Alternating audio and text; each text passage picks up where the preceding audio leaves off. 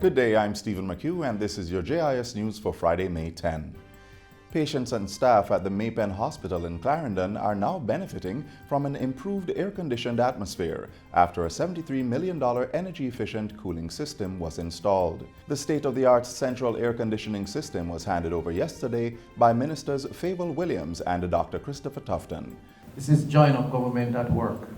One that we're very proud about, one that we're very happy for. Recovery and cure is not just about what the doctor prescribes. It's also about the therapeutic value of an environment that is conducive to the very practice of the clinicians and those who support the clinicians. The project was financed by the Petroleum Corporation of Jamaica through the Energy Efficiency Conservation Program. Energy-saving inverter split units were also installed at the A&D department, operating theater rooms and administration building. The project was completed 3 months ahead of time and forms part of government's efforts to reduce public funding on energy at state-owned agencies. Other projects that have been completed under the Energy Efficiency Conservation Program include the National Public Health Lab, the National Blood Bank, and the Kingston Public Hospital. Still on health, the wellness component under the renamed ministry will focus on 6 programs to address the holistic well-being of Jamaicans. During his sectoral presentation on Tuesday, Portfolio Minister Dr. Christopher Tufton announced that the wellness agenda would be pursued in collaboration with a number of partners. The 6 components include the Wellness at Work program, which will focus on healthy eating, physical activity, and periodic health checks. The National School Nutrition Policy will guide school meal preparation for children as part of the Wellness at School agenda. The market pop-ups and a Better For You menu option will involve a collaboration with restaurants, while the hosting of outdoor activities such as hikes, walks, and runs across town centers will fall under the promotion of wellness events. The 6th program, A Home-Based Wellness Garden, is to encourage householder engagement and consumption of fresh, healthy food options at home. Myself and the minister are putting together 40 million Jamaican dollars to develop 10,000 wellness home garden kits, which RADA and the 4-H movement will distribute in critical communities across Jamaica. In other news, former Prime Minister Edward Seaga is said to be receiving excellent medical care in the United States of America. Mr. Seaga, who has been ill, was admitted at a hospital in the state of Florida. In a statement issued last night through the office of the Prime Minister, his wife, Carla Seaga, said he was taken there to receive further treatment. His condition at that time was said to be stable. She stressed that Mr. Seaga continues to be sustained by the love of his family and friends and has thanked well-wishers for their love, prayers, and support for the former Prime Minister. Senator Robert Morgan made his first appearance today in the Upper House after being sworn in yesterday.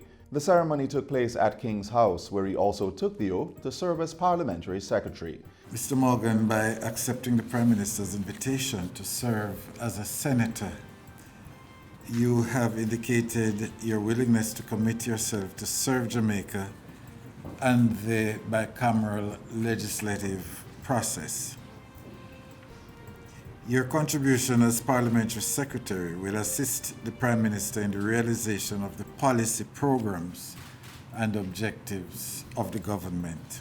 The former Director of Communications in the Office of the Prime Minister replaces Ruel Reid following his resignation. The Senate is not a simple appointment. It's a very significant thing for someone to have confidence that you can sit in the upper house and contribute to the legislative development of the country. I take this very seriously. I commit to functioning with integrity. Jamaica is now the first Caribbean country to host the Inter-American Commission on Human Rights, IACHR, period of sessions.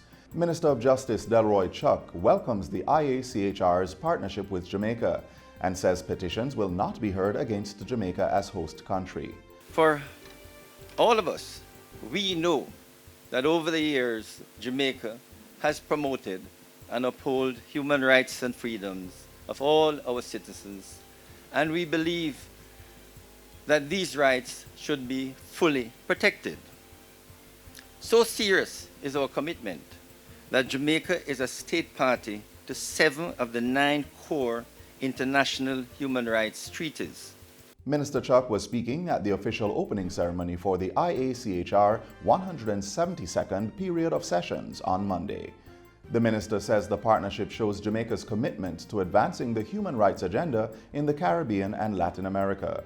The IACHR is a main structure of the Organization of American States, OAS, and was established to promote and protect human rights in the American Hemisphere.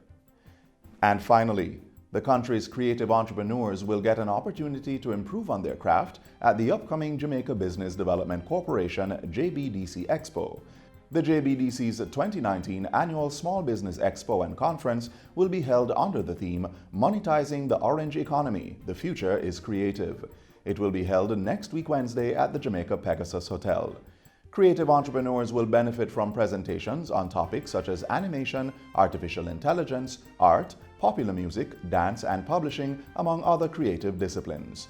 In addition, the expo will feature presentations in the areas of innovation, intellectual property management, marketing, social entrepreneurship, and financing. In addition to the presentations, the expo will feature approximately 58 exhibitors. Interested entrepreneurs can still register for the expo by contacting the JBDC at 876-926-5161-5. And that's it for JIS News Today. I'm Stephen McHugh. Thanks for watching.